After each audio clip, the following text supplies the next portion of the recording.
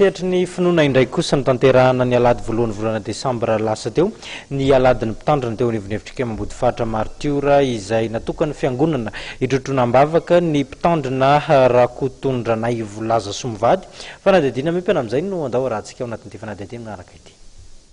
Isaky ny alady voalohany volana desambra no anatanterahany FJKM mambody fahitra martiora ny aladiny mpitandrina. Tamin'ny alady voalohany volana desambra teo ary no natokany fiangonana ho fitrotroanam-bavaka ny mpitandrina Rakotondranay volaza somianakavy. Pastera Rakotoir San José no nitondra ny fanompoam-pivavahana manontolo hatramin'ny fitantanana ny sakramentan'ny fanasan'ny tompo. Ny tenin'Andriamanitra nobanjinina sy notoriana tamin'ity alady ity moa dia niteny manao hoe aoka izay ampianarina ny teny mba ahafohy zavatsoa ho an'izay mampianatra. Ity fotoana ity no natokany fiangonana mba ho fitrotroanam-bavaka ny mpitandrina mianakavy ho fampahirezana sy famporisiana azy eo amin'ny asa fanompoana iantsolohany ao amin'ny fiangonana. Ankoatra ny fitrotroanam-bavaka dia samy niezaka ny kristianina nanolotra mari-pankasitrahana ny mpitandrina mianakavy.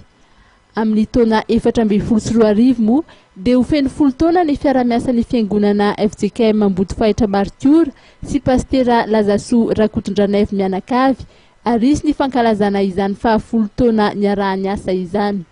Fa ny fiangonana FJKM Antsahamaro Fozafinoana synodam-paritany Arivo Avaradrano ihany koa dia anatanteraka ny alady ny mpitandrina amin'ny alady Val Desambra izao. Izay solontenan'ny birao mpiangonana eto amin'ny fiangonana Antsahamaro Fozafinoana, fiangonan'ny synodam-paritany Arivo Avaradrano dia manentana antsika rehetra zanak'ampelezana mba ho tonga ny Antsahamaro Fozafinoana ny 20 Desambra ho avy izao alahady amin'ny 7 ora sasany manomboka ny fotoana fa amin'io no ankalazantsika sy anohanantsika indray ny mpitandrina Domasarla mivady izay mianakavy kely dia manentana antsika ho tonga maro amin'ny fotoana io.